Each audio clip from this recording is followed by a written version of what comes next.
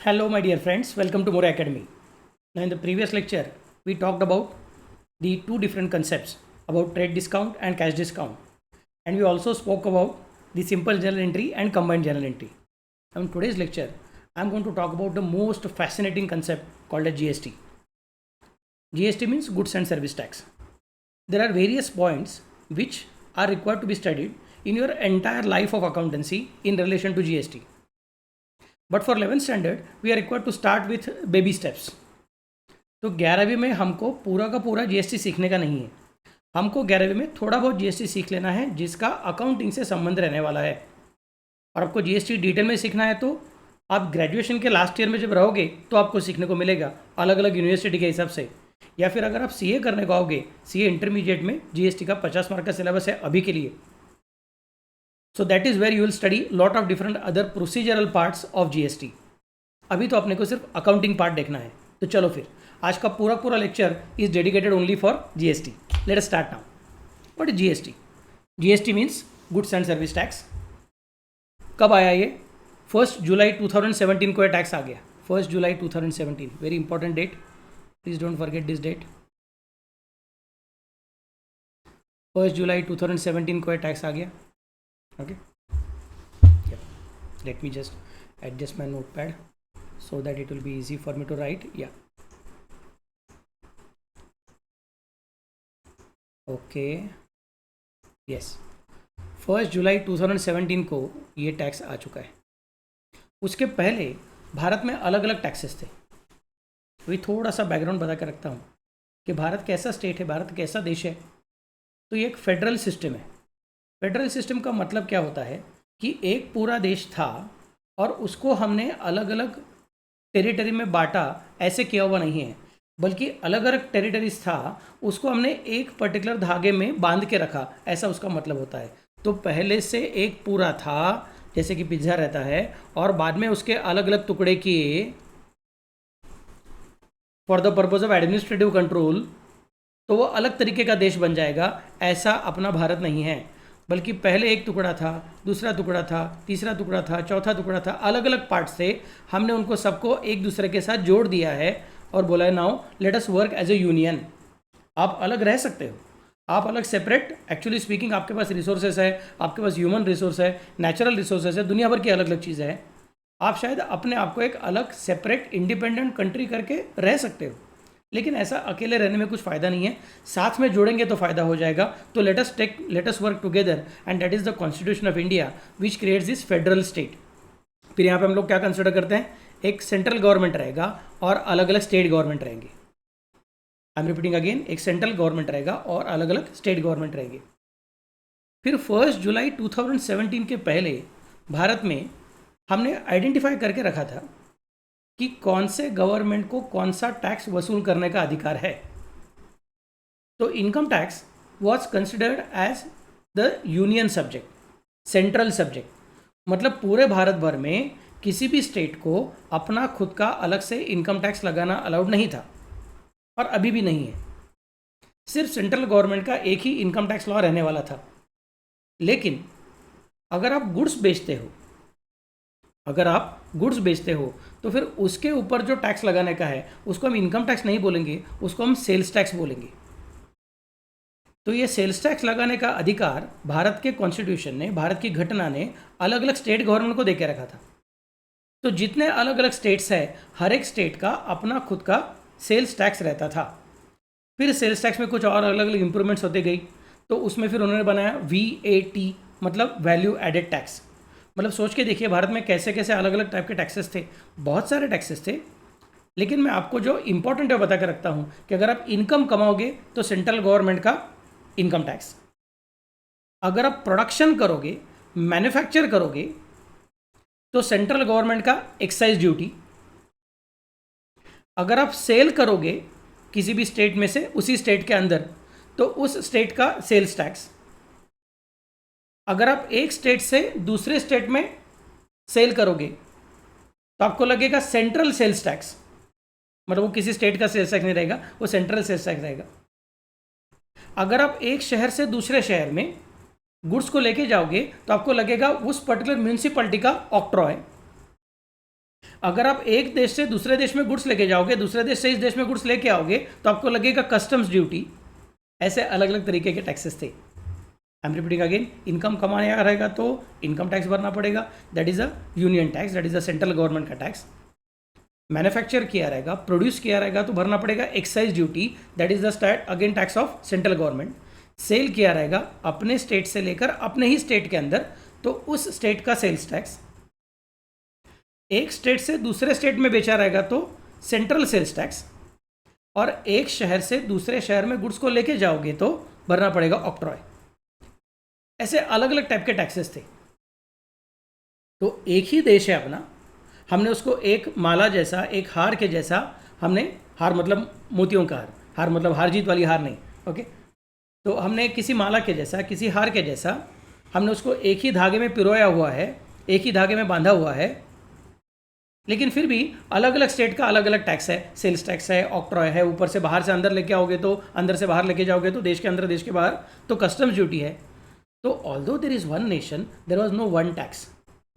तो government of India ने सभी स्टेट के साथ मिलके लगभग 10-20 साल के लिए उनका डिस्कशन चल रहा था कि हम लोग किस तरह से इस सिस्टम को सॉल्व करेंगे, जिसकी वजह से भारत में बिजनेस करना बड़े बड़े बिजनेसेस के लिए आसान हो जाएगा। अलग अलग मीटिंग्स हुई है, अलग अलग कमिटीज़ बनते गई। फिर उसके बाद में अल्टीमेटली 1 जुलाई 2017 को हमने एक नया टैक्स लाया, उसका नाम रखा GST। तो इसने इनकम टैक्स को कैंसिल किया हुआ नहीं है, अभी भी इनकम टैक्स चालू है, लेकिन हर एक स्टेट गवर्नमेंट का खुद का सेपरेट स्टेट टैक्स, स्टेट का सेल्स टैक्स और ऑक्ट्रॉय ड्यूटी और एक्साइज ड्यूटी, ये सब चीज़ें हमने बंद कर दिया। हमने बोला इसके जगह पे क्या लाएंगे, सिर्फ एक ही अकेला गुड्स एंड सर्विस टैक्स। तो इसकी वजह से क्या हो गया, इसकी वजह से VAT, service tax, sales tax, excise, customs, entertainment tax, octroi, सब चीज़ें बंद हो गई और उसके जगह पे एक ही टैक्स आ गया, उसका नाम था GST, one nation one tax and one market.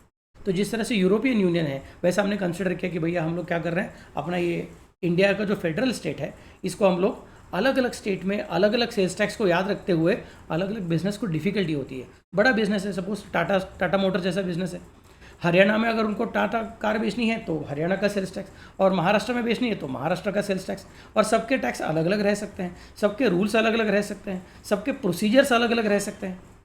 तो इन सब में से बाहर निकलने के लिए हम क्या करेंगे, हम लोग एक ही टैक्स लगाएंगे। फिर सभी स्टेट गवर्नमेंट को बोलेंगे आपको टैक्स मिलेगा, आपका टैक्स हम कैंसिल नहीं कर रहे हैं, लेकिन आप अपने तरीके से अपना रूल्स, अपना प्रोसीजर, अपना रेट्स, अपना सिस्टम, ऐसा मत कीजिए। हम लोग एक यूनिटरी सिस्टम लाने का कोशिश करेंगे, that is called as goods and service tax. मतलब अगर आप गुड्स बेचते रहोगे तो भी ये टैक्स लगेगा, और अगर आप सर्विसेज प्रोवाइड करते रहोगे तो भी ये टैक्स लगेगा। गुड्स बेचते रहोगे तो भी ये टैक्स लगेगा, और सर्विसेज प्रोवाइड करते रहोगे तो भी ये टैक्स लगेगा। गुड्स बेचते रहोगे तो कौन से गुड्स बेचे हैं उसका अलग अलग रेट्स ऑफ टैक्स लगता है। तो generally there are 5 different slabs of GST। For 11th standard इतना काफ़ी है कि there are 5 different slabs of GST। Some goods are considered as zero rated goods, मतलब उनको GST लगने वाला है बट GST का रेट 0% है। कोई कोई बच्चे बोलते हैं सर ये तो पागलपन है, GST लगने वाला है लेकिन 0% लगाते हो, मतलब नहीं लगाते हो, तो फिर क्यों लगा रहे हो ये सब चीज़ें। बोल दो ना कि GST नहीं लगेगा। वैसा नहीं है, जब हमने बोला कि ज़ीरो रेटेड है तो इसका मतलब ये गुड्स है, GST इनको देख रहा है, और करंटली गवर्नमेंट को ऐसा लग रहा है कि इन गुड्स के ऊपर अभी GST लगाने में कुछ फ़ायदा नहीं है, इनफैक्ट GST लगाएंगे तो नुकसान ही हो जाएगा, पूरे इकोनॉमी को तकलीफ हो जाएगी, तो हम क्या कंसिडर कर सकते हैं। हमने बोला फिर जाने दो, इसके जगह पे हम कंसिडर करेंगे इसको 0% लगा देते हैं। फिर बाद में अगर कभी गवर्नमेंट को लगा कि नहीं इनको अभी टैक्स लगाना ज़रूरी है, इनको टैक्स नहीं लगाया तो तकलीफ ज़्यादा हो रही है, और टैक्स लगाएंगे तो तकलीफें कम हो जाएंगी, तो गवर्नमेंट उसको 0 रेट में से बाहर निकालेगा और बाकी के किसी न किसी स्लैब के अंदर, बाकी के किसी न किसी कैटेगरी के अंदर डाल देगा। सो अपने को याद रखने का है कि गवर्नमेंट ने 5 अलग अलग कैटेगरीज, 5 अलग अलग स्लैब्स, 5 अलग अलग सिस्टम्स बना के रखे हैं। Some goods will be classified in the first category, first type, they are called as zero rated goods. Some goods में भी considered in low rated category, जिनकी कीमत ज़्यादा बढ़नी नहीं चाहिए ऐसा गवर्नमेंट को लगता है। They are essential goods, Bharat के रईस लोगों को और भारत के गरीब लोगों को सबको इनका बहुत ज़रूरत है, नेसेसिटीज़ है, लग्जरीज नहीं है, कंफर्ट्स नहीं है। तो इन दैट के शायद उन गुड्स को हम लोग 0 रेटेड में नहीं तो लो रेटेड में डाल देंगे। 0 रेटेड मतलब परसेंटेज कितना रहेगा 0, और लो रेटेड मतलब परसेंटेज कितना रहेगा 5%। फिर बाद में बहुत सारे गुड्स जो अभी नेसेसिटी नहीं है लेकिन लग्जरी भी नहीं है, जो नेसेसिटी नहीं है लेकिन लग्जरी भी नहीं है, वो गुड्स को हम लोग कहाँ पे डालेंगे? स्टैंडर्ड रेट में डाल देंगे। तो बहुत सारे goods actually speaking standard rate में आते हैं। और स्टैंडर्ड रेट में 2 स्लैब्स है। पहला स्लैब कौन सा है? 12% का स्लैब है। और दूसरा स्लैब कौन सा है? 18% का स्लैब है। 12% वाला स्लैब एंड 18% वाला स्लैब, ऐसे 2 अलग अलग स्लैब है। Most of the goods are coming in this slab 18%। सो अगर आपने किधर कोचिंग क्लास लगाया रहेगा तो कोचिंग क्लास बड़ा क्लास रहेगा तो आपके वैसे जीएसटी कलेक्ट करेगा। और कितना कोचिंग क्लास कलेक्ट करेगा? वो 18% कलेक्ट करेगा। और जो हाईली रेटेड गुड्स है, मतलब क्या रहेगा? ये कंफर्टेबल गुड्स है, ये लग्जरी गुड्स है, ये अगर परचेस नहीं किए तो भी चलेगा, लेकिन फिर भी आपके पास बहुत सारा पैसा है, आप रईसी दिखाना चाहते हो, आप एंजॉय करना चाहते हो, तो ठीक है भैया, आप एंजॉय करो, हमको कुछ प्रॉब्लम नहीं है। आपने बहुत सारा पैसा कमाया, हमको कुछ प्रॉब्लम नहीं है। आपको पैसा खर्चा करने को अच्छा लगता है, हमको कुछ प्रॉब्लम नहीं है। लेकिन साथ में फिर गवर्नमेंट को टैक्स भी दे देना, तो आपको 28% टैक्स लगेगा। That's why this is also called as sin goods या फिर सिन टैक्स। सिन मतलब पाप। तो सर ये पाप है क्या? ये गुड्स पाप है क्या? नहीं, आपके पास बहुत ज़्यादा रईसी है और आप ये पैसा खर्चा कर रहे हो, तो जनरली हम कंसिडर करते हैं कि this is the things which are probably not affordable for everybody. सब लोगों के शायद बस की बात नहीं है, फिर भी आपके बस की बात है, चलो यार आप कर लो खर्चा और साथ में उसके लिए आप टैक्स भर दो। That's what we are saying. तो जो चीज़ें भारत के सभी लोगों को लगेगी, गरीब से लेकर अमीर तक, रईस तक, सब लोगों को चीज़ें लगेगी, और ये बहुत नेसेसिटी गुड्स है। उनके लिए भारत सरकार क्या बोलता है? एक तो 0 रेटेड लगा दो, नहीं तो थोड़ा टैक्स लगाने का रहेगा तो 5% लगा दो। जो चीज़ें लग्जरीज एंड कंफर्ट्स है, सबको परवड़ने वाली है ही नहीं। जिनके पास है उनके पास इतना पैसा है कि उन्होंने वो चीज़ों को परचेस करते वक्त या फिर वो सर्विसेज को परचेस करते वक्त साथ साथ में थोड़ा गवर्नमेंट को पैसा दिया तो भी उनको कुछ बड़ा फर्क नहीं पड़ेगा। उसको बोलते हैं हम लोग हाईली रेटेड गुड्स में डाल दो, और उसको सिन गुड्स बोलते हैं हम लोग। उसको 28% टैक्स लगा दो। मतलब यहाँ पे अगर तुमको 100 रुपये की चीज़ परचेस करने की है तो तुमको 100 रुपया ही देना पड़ेगा। यहाँ पे तुमको अगर 100 रुपये की चीज़ परचेस करनी है तो तुमको 105 रुपये देना पड़ेगा, क्योंकि 5 रुपये किसके लिए? गवर्नमेंट के लिए, टैक्स के लिए, जीएसटी के लिए। यहाँ पे तुमको अगर कोई चीज़ परचेस करनी है तो तुमको 128 रुपया देना पड़ेगा। 100 रुपये की चीज़ के लिए 128 रुपया। 100 रुपया किसके लिए? जो गुड्स परचेस कर रहे हो उसके लिए। 100 रुपया किसके लिए? जो सर्विस परचेस कर रहे हो उसके लिए। 28 रुपया किसके लिए? 28 रुपया गवर्नमेंट के लिए। Because you are spending on sin goods, because you are spending on luxuries and comforts. तो भैया साथ में क्या कर दो? 28% आप पेमेंट कर दो for the purpose of sin goods. This is the basic idea to be considered. Okay, then comes the next point. Next point कौन सा रहेगा आपका? सर लेकिन हमको सिन गुड्स भी नहीं है और हमारे एकदम नेसेसिटीज़ भी नहीं है, बट नॉर्मल थिंग्स है, तो उसको एक तो 12% लगाएंगे, नहीं तो 18% लगाएंगे। मतलब 100 रुपया रहेगा तो 112 रुपया भरना पड़ेगा, और 100 रुपया रहेगा तो 118 रुपया भरना पड़ेगा। तो सर इसका मतलब जब जीएसटी लगता है तो चीज़ों की कीमतें बढ़ती है। मैं बोलूँगा yes, this is called as indirect tax. Indirect tax ज़रा सुन के रखिए, शायद ये शब्द का मतलब अभी नहीं समझेगा, लेकिन याद रखिए कि 11वीं में अपने को आनंद सर ने एक बार बोल के रखा था। इनडायरेक्ट टैक्स है, indirect taxes are always having inflationary tendency.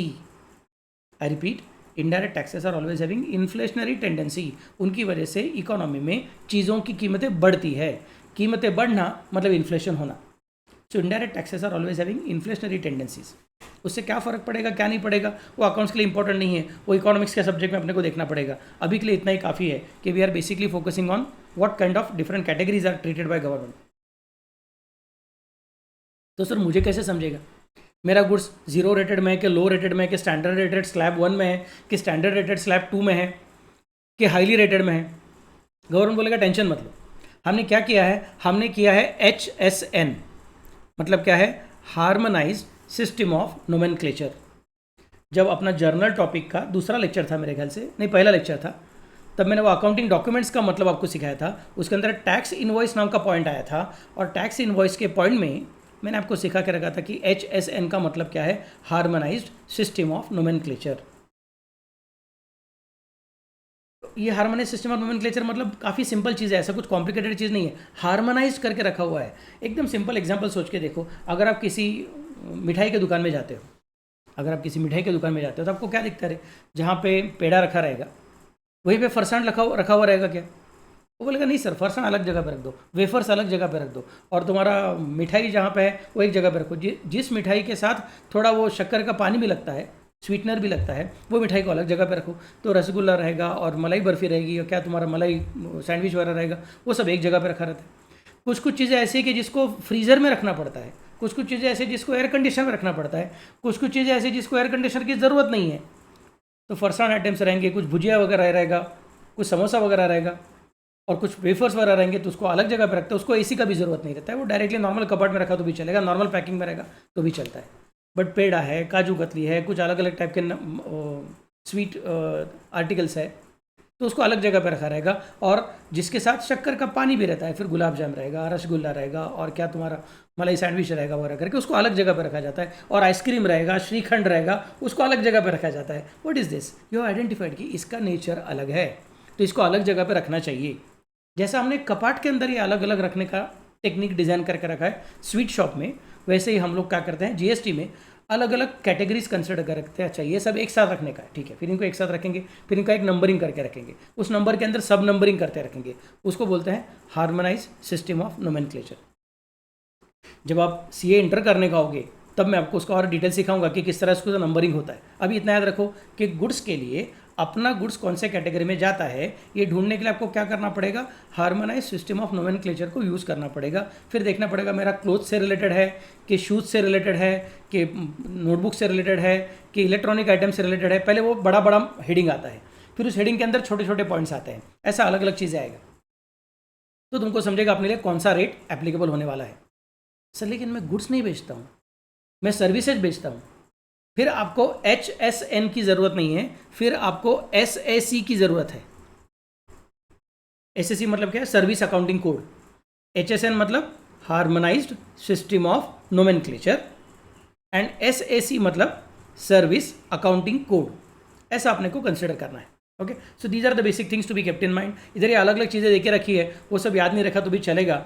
अगर आपको चाहिए रहेगा तो क्या करने का है, यूट्यूब के वीडियो को 2 मिनट के लिए पॉज करने का है और सब एक बार देख लेने का है। गवर्नमेंट टेक्स्ट बुक में ये सब चीज़ें ऑलरेडी दी हुई है, तो यूट्यूब वीडियो को पॉज नहीं करोगे, आगे जाओगे तो भी चलेगा। टेक्स्ट बुक खोलना है बच्चा लोग, अगर टेक्स्ट बुक पढ़ोगे तो हमेशा आगे जाओगे। सिर्फ नोट्स देखूंगा अपने आप हो जाएगा, ज़िंदगी में आगे नहीं जाओगे। Text book is the main thing for you. अब तुम छोटे बच्चे नहीं हो, अब तुम बड़े हो रहे हो, तो तुमको अभी टेक्स्ट बुक पढ़ने को आना चाहिए। ओके, सो टेक्स्ट बुक के अंदर ये सब चीज़ें दी हुई है। नाउ रिमेंबर, जीएसटी के जो रेट्स रहते हैं they are given by the government and they are subject to change. Electricity, petrol, diesel etcetera are not under the purview of GST. ये मेरा बहुत इंपॉर्टेंट सेंटेंस है, जस्ट अ मिनट। ये बहुत ही इंपॉर्टेंट सेंटेंस अपने लिए कि electricity, petrol and diesel are not under the purview of GST. मतलब उनको अभी भी शायद वैट लग सकता है, उनको अभी भी शायद एक्साइज लग सकता है वगैरह वगैरह। So these are the points to be kept in mind. Okay, so this is the basic of GST. GST मतलब क्या है? Goods and service tax. कब आया भारत में? 1 जुलाई 2017 को। कौन सा टाइप का टैक्स है? इनडायरेक्ट टैक्स है। इसके पहले भारत में बहुत सारे अलग अलग इनडायरेक्ट टैक्सेस रहते थे। उसमें एग्जाम्पल क्या था? एक्साइज था, सेल्स टैक्स था, वैट था, और कस्टम्स था, और एंटरटेनमेंट टैक्स था, ऐसे ऑक्ट्रॉय था, ऐसे अलग अलग टैक्स थे। फिर जीएसटी ने क्या बोला? 1 नेशन 1 टैक्स 1 मार्केट। तो इसलिए क्या बोला? ये सब टैक्स को हम लोग सब्ज्यूम कर देंगे, मतलब इसको बंद करवा देंगे। इसके जगह पे कौन लाएगा? जीएसटी। इसका मतलब अभी स्टेट गवर्नमेंट को पैसा नहीं मिलेगा ऐसी बात है क्या? नहीं, स्टेट गवर्नमेंट को भी पैसा मिलेगा और सेंट्रल गवर्नमेंट को भी पैसा मिलेगा। सर ये कैसे मिलता है वो मैं डिस्कस करने वाला हूँ, बट बेसिक याद रखो। फिर बोला जीएसटी के अंदर कितने अलग अलग कैटेगरीज है? 5 अलग अलग कैटेगरीज है। एक कौन सा वाला? पहले 2 जो है वो नेसेसिटी वाले गुड्स के है, और लास्ट का जो है वो लग्जरी एंड कंफर्ट वाले गुड्स का है। तो 0 रेटेड, बाद में लो रेटेड मतलब 5% वाले, हाईली रेटेड सबसे नीचे है वो 28% वाले, और स्टैंडर्ड रेटेड स्लैब 1 में 12%, स्टैंडर्ड रेटेड स्लैब 2 में 18%। This is how it happens. मतलब 100 रुपये की चीज़ अगर आपको परचेस करनी है तो आपको 100 रुपया तो देना ही पड़ेगा, और साथ में आपको जीएसटी का एक्स्ट्रा अमाउंट भी देना पड़ेगा। सर इसकी वजह से प्राइसेस बढ़ जाएंगे क्या? हाँ, GST is indirect tax. All indirect taxes are having inflationary tendencies. ये बेसिक चीज़ याद रखने का है। अब चलो आगे की बात करेंगे। तो सर ये स्टेट गवर्नमेंट को कैसे मिलता है और सेंट्रल गवर्नमेंट को कैसे मिलता है? चलिए देखते हैं। Let me consider it here. ये अपना बेसिक पिक्चर है, ऐसा सोच के देखिए। एक कौन है? सेंट्रल गवर्नमेंट है। This is central government, this is Maharashtra का state government, this is Karnataka का स्टेट गवर्नमेंट। अब मैंने 2 ही स्टेट्स लिखे हुए हैं, बहुत सारे स्टेट्स हैं अपने इंडिया में, आपको तो पता रहेगा बहुत सारे अलग अलग स्टेट्स। और ये कौन है? ये सेलर भाई साहब है। ओके, सेलर है, हंस रहा है देखो। ओके, तो ये सेलर भाई साहब है। और ये कौन है? ये हम सब लोग हैं, बायर्स है। So this is a seller, this is a buyer, this is a central government, this is Maharashtra government, this is Karnataka government. तो जीएसटी कलेक्ट करने का जिम्मेदारी किसके ऊपर है? जीएसटी कलेक्ट करने का जिम्मेदारी सेलर के ऊपर है। आई रिपीट, जीएसटी कलेक्ट करने का जिम्मेदारी सेलर के ऊपर है। सेंट्रल गवर्नमेंट बोलेगा सेलर को कि भैया आप क्या करो, जब आप गुड्स बेचते हो तो आप उनके पास से सेलिंग प्राइस लेते हो, तो सेलिंग प्राइस तो ले ही लेना और साथ साथ में जीएसटी भी ले लेना। फिर ये जीएसटी जो लिया हुआ है वो लिया हुआ जीएसटी बाद में हमारे पास दे देना। तो कोई सेलर बोलेगा अच्छा सर ठीक है, हाँ लेकिन सर मेरा मिस्टेक हो गया, भूल गया, मैं एक पर्टिकुलर कस्टमर के पास से लेने के टाइम भूल गया है, तो आप खुद ही ले लो। गवर्नमेंट बोलेगा नहीं, हम लोग डायरेक्टली बायर के पास जाने वाले नहीं हैं, आपको ही परचेस करना पड़ेगा। The seller works as an agent, seller works as a middle man when it comes to collection of GST. तो सेलर बोल रहा है सर मैं इस टाइम भूल गया, नेक्स्ट टाइम से याद रखता हूँ, नेक्स्ट टाइम से कलेक्ट करूंगा। गवर्नमेंट बोलेगा देख राजा, एक्चुअली स्पीकिंग भले ही आनंद सर ने डायग्राम ड्रॉ करने के टाइम ऐसा बोला रहेगा कि सेलर गुड्स बेचता है, सेलिंग प्राइस वसूल करता है, उसको साथ में जीएसटी वसूल करने को बोला हुआ है और बाद में वो जीएसटी सेलर गवर्नमेंट को देने वाला है, ऐसा भले ही आनंद सर ने बोला रहेगा। तो भी ये याद रख कि अगर तू जीएसटी कलेक्ट करने को भूल गया तो तेरा मिस्टेक है, फिर तुझे जीएसटी खुद के पॉकेट से भरना पड़ेगा।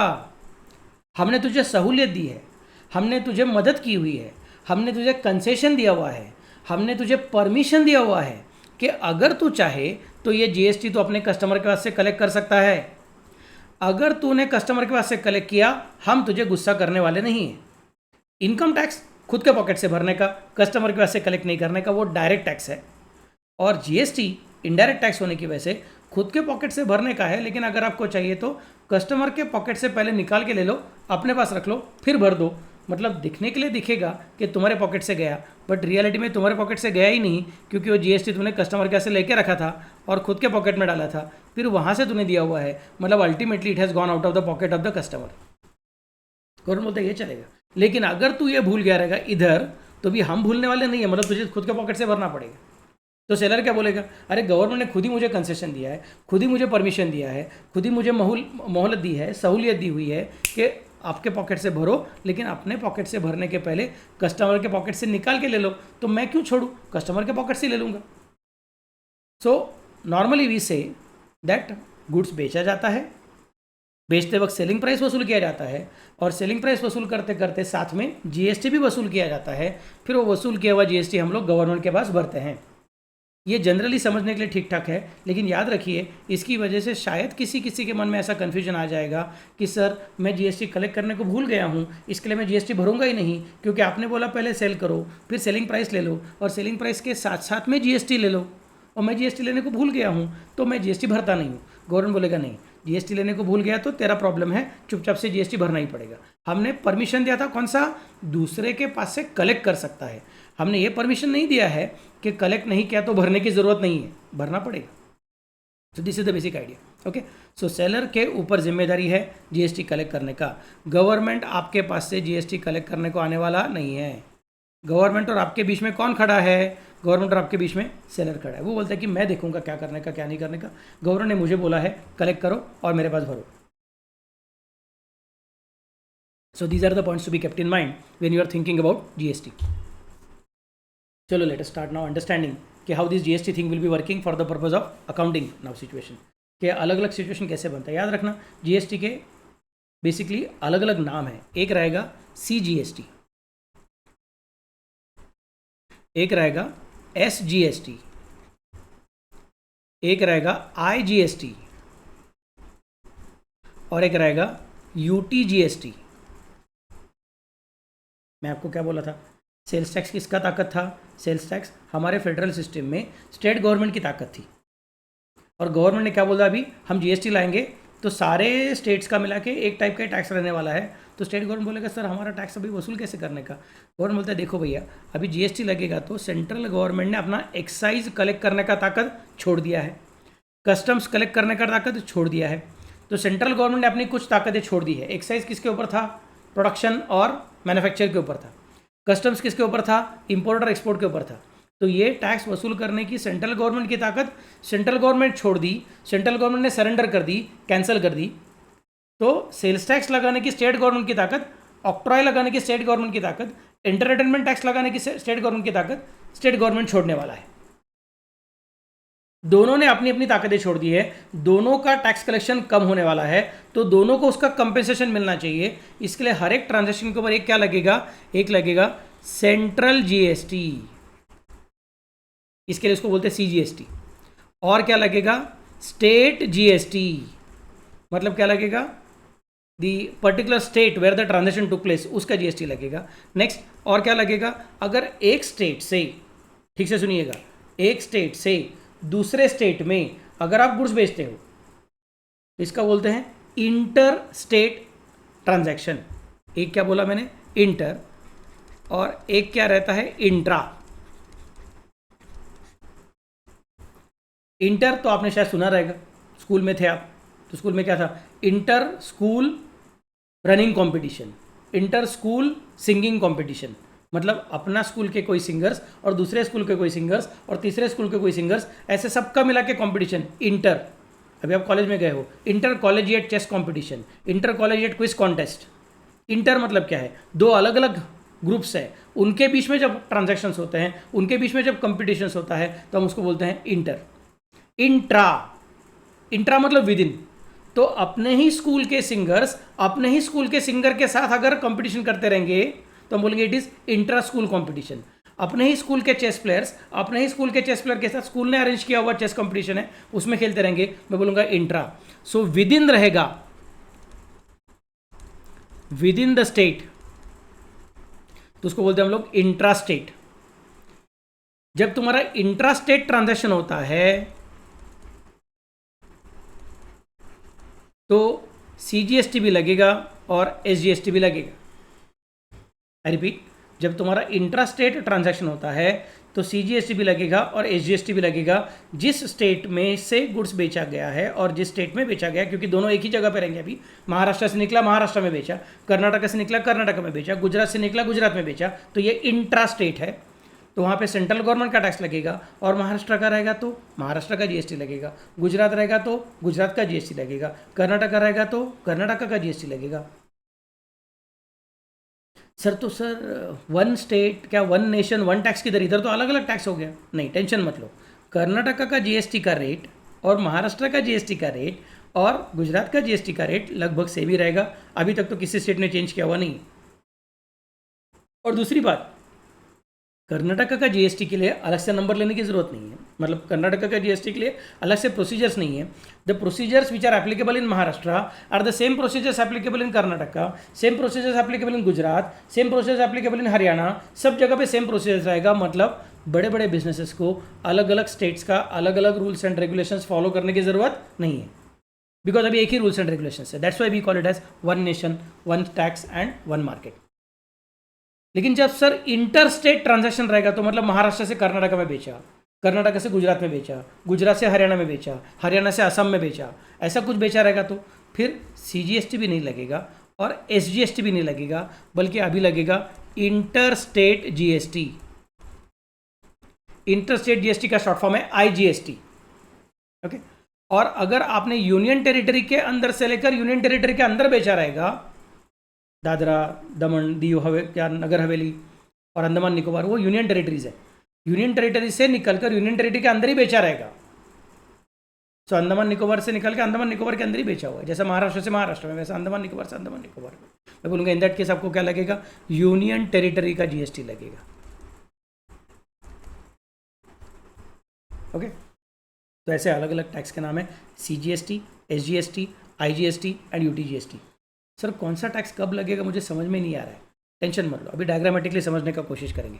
लेट अस कंसिडर, एक कौन है, महाराष्ट्र का राम नाम का सेलर है।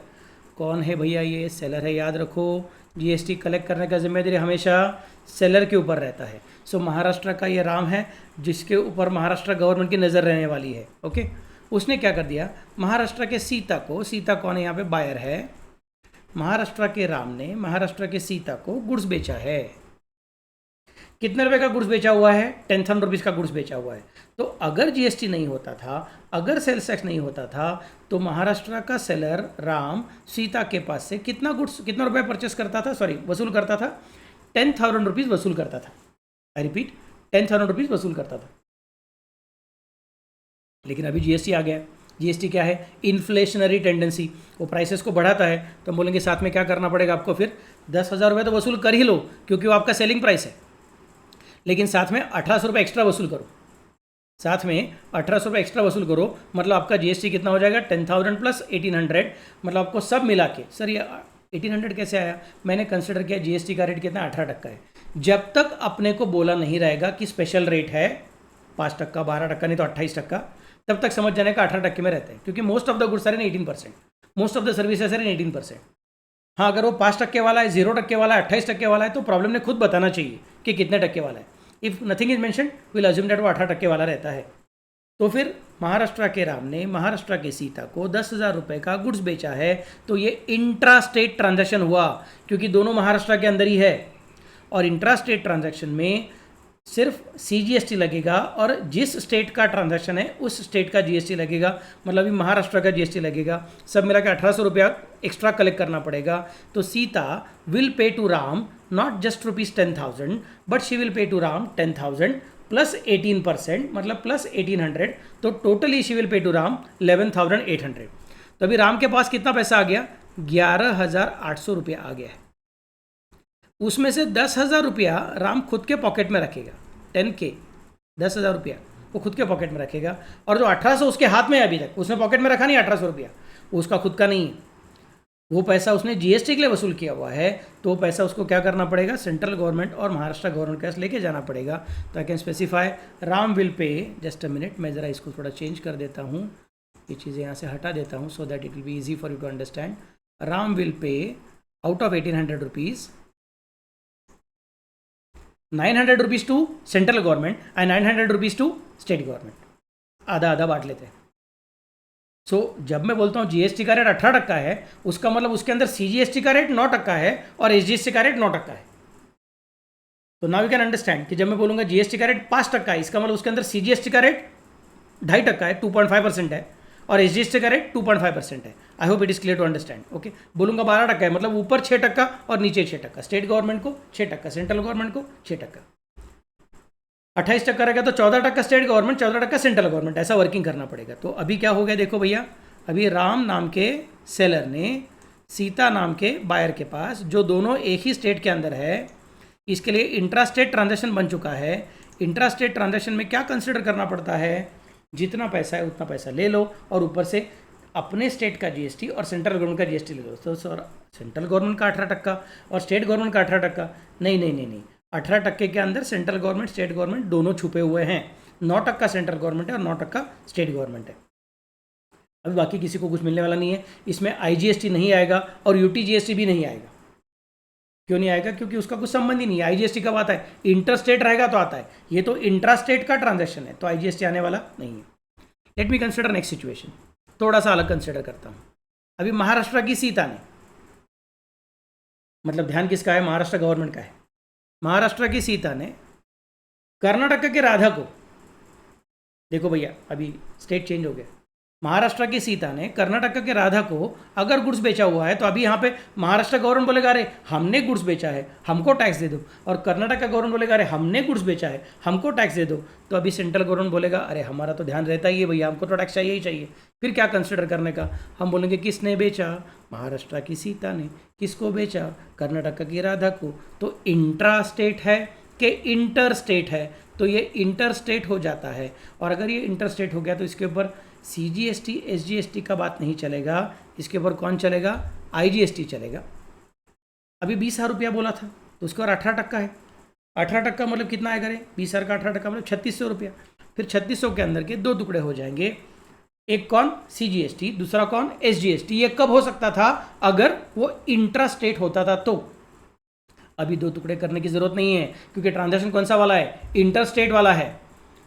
तो यहाँ पे मुझे बोलना पड़ेगा नहीं, सारा का सारा 3,600 रुपया किसके पास चला जाएगा? सेंट्रल गवर्नमेंट के पास चला जाएगा। लेकिन नाम क्या रखने का? नाम रखने का IGST. I hope it is clear to understand. अभी सारा का सारा सेंट्रल गवर्नमेंट का चला गया, मतलब महाराष्ट्र गवर्नमेंट को कुछ भी नहीं मिला और कर्नाटक गवर्नमेंट को कुछ भी नहीं मिला।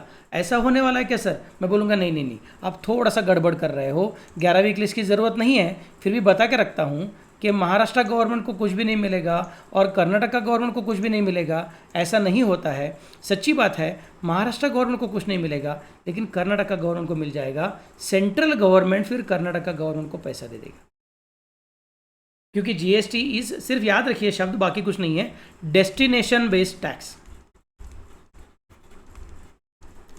It is not origin based tax.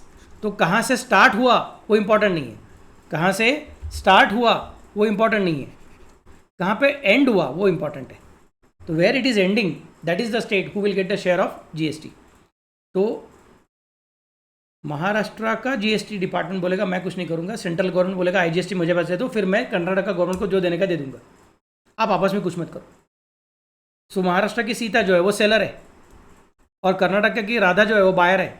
Buyer को तो वैसे भी कुछ पे करने का रहता नहीं, मतलब बायर को कुछ करने का रहता नहीं, बायर तो सिर्फ पेमेंट कर देता है कैश का, गुड्स का भी पेमेंट कर देगी और जीएसटी का पेमेंट करेगी, उसको पता भी नहीं है। वो तो बोले कि ठीक है इतना पेमेंट करने का, चेक दे दिया, इंटरनेट बैंकिंग से ट्रांसफर किया, कैश दे दिया, वगैरह वगैरह, काम खत्म। महाराष्ट्र की स्थिति को याद रखना पड़ेगा। अरे मेरे पास पैसा आ गया, कितना आ गया? 23,600 रुपीज़ आया हुआ है।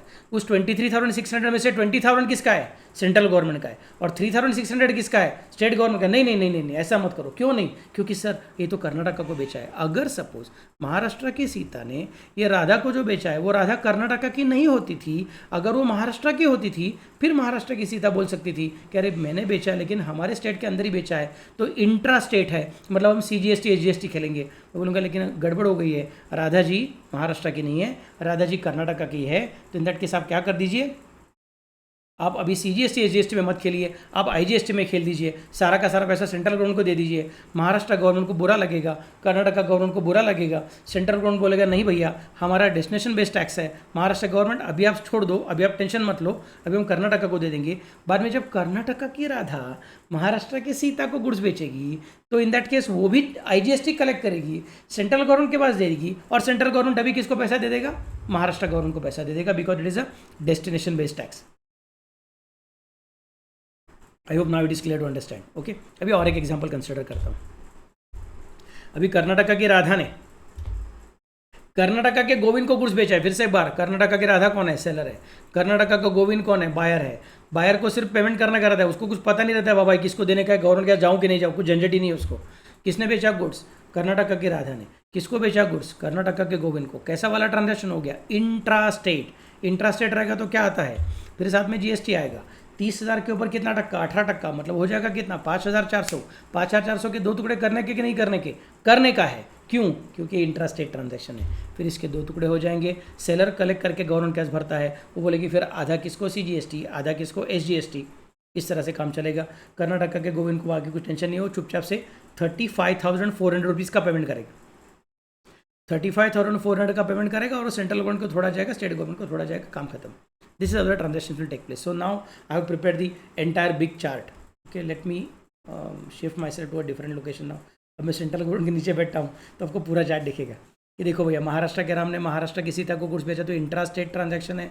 और इंट्रा स्टेट ट्रांजैक्शन इसका मतलब क्या हो गया रे? इसका मतलब हो गया कि यहाँ पे CGST SGST ऐसा तुमको सेपरेशन करना पड़ेगा। महाराष्ट्र की सीता ने कर्नाटक की राधा को गुड्स बेचा, मतलब इंटर स्टेट ट्रांजैक्शन हो गया, मतलब यहाँ पे सिर्फ IGST आएगा, CGST SGST का झमेला नहीं होगा। फिर कर्नाटक के राधा ने कर्नाटक के गोविंद को बेचा तो इंट्रा स्टेट ट्रांजैक्शन हो गया, मतलब सिर्फ CGST और SGST आएगा। अब IGST आने वाला नहीं है।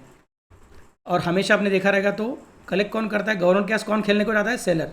जब राम सेलर है तो वो गवर्नमेंट के साथ खेल रहा है। At that time Sita was buyer, तो Sita was keeping quiet, but Radha को बेचने के टाइम सीता वॉज सेलर, तो in that case Sita was required to pay to government. बाद में कर्नाटक की Radha originally she was buyer when she was buying from Sita, and thereafter she became seller when she is selling to Govind, and Govind is buyer, उनको भी cell नहीं कर रहा, directly खा रहा है, काम खत्म हो गया। सबको समझा मैं कैसे बोल रहा हूँ?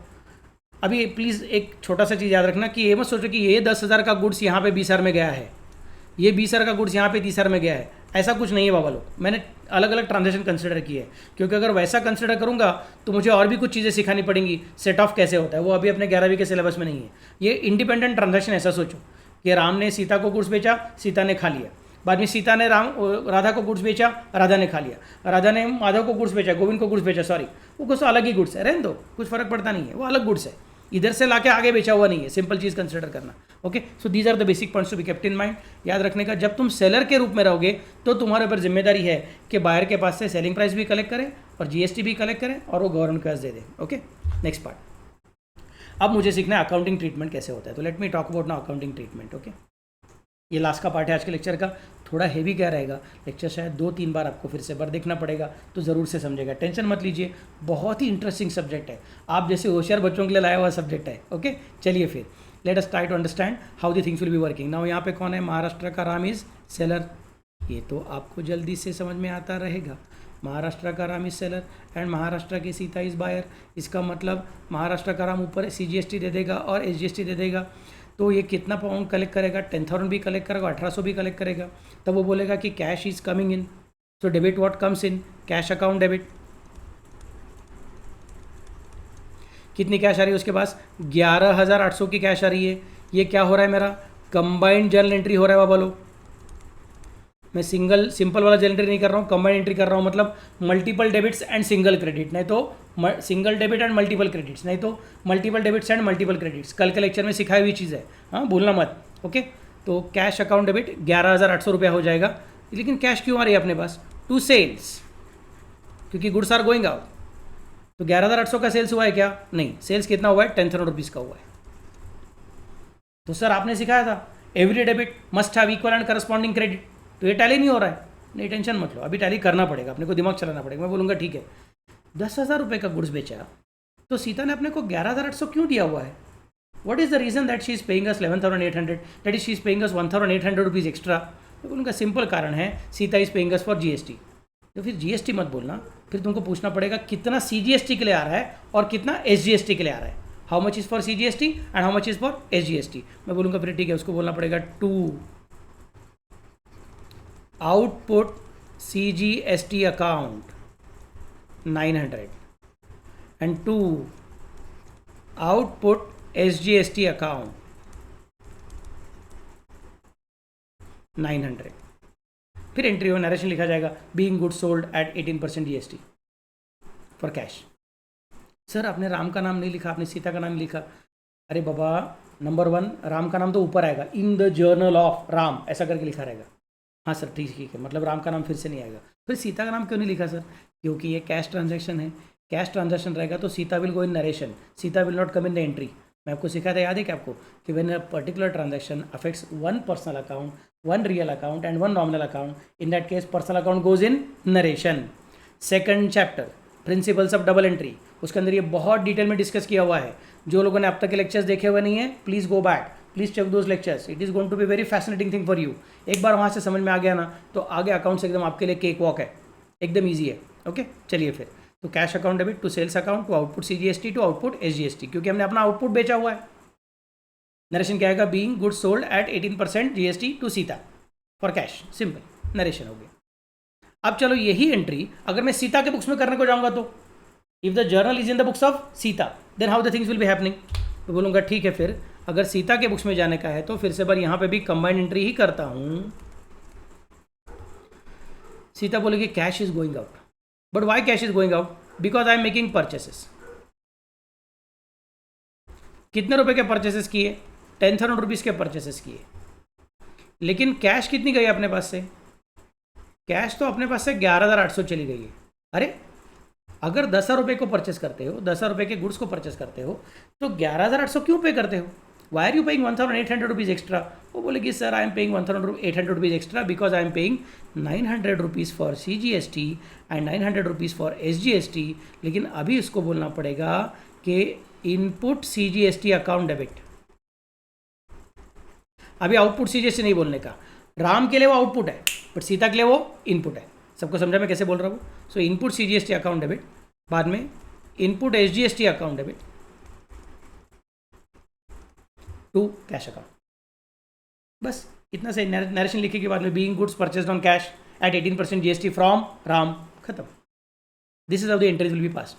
सो ये जो लेक्चर का पार्ट है, ये I want you to read it और watch it again and again, try to understand it properly, क्योंकि कल के लेक्चर में जब मैं एक्चुअल प्रॉब्लम चालू करूँगा उसमें बहुत सारे अलग अलग ट्रांजेक्शन रहेंगे, बीच में कोई तो एक ट्रांजेक्शन रहेगा जीएसटी वाला, तब मैं डायरेक्टली बोलूँगा अरे इनपुट सी जीएसटी क्या आउटपुट, तभी कंफ्यूज नहीं होने का सर ये इनपुट है क्या आउटपुट है। परचेस करते रहेंगे तो इनपुट हो जाता है और सेल करते रहेंगे तो आउटपुट हो जाता है। सबको समझा मैं कैसे बोल रहा हूँ? This is how the things will be created. आज के लिए इतना ही काफ़ी है।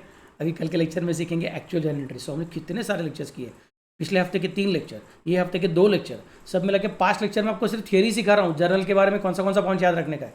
और कल के लेक्चर में भी शायद पहले 5-10 मिनट मुझे और कुछ स्पेशल पॉइंट्स याद रखने को आपको बताने पड़ेंगे, बाद में मेरा प्रैक्टिकल प्रॉब्लम चालू होगा। तो देखो भैया, बाकी किसी भी चीज़ के मुकाबले आपके लिए रिवीजन के लिए मैंने बहुत अच्छा चीज़ बना के रखा हुआ है। I hope you are using it properly. Don't forget to share it with your friends, watch it closely, write down your notes properly and be with me. तो कल शाम को मिलेंगे, रात को 9 बजे। Okay, bye bye, take care.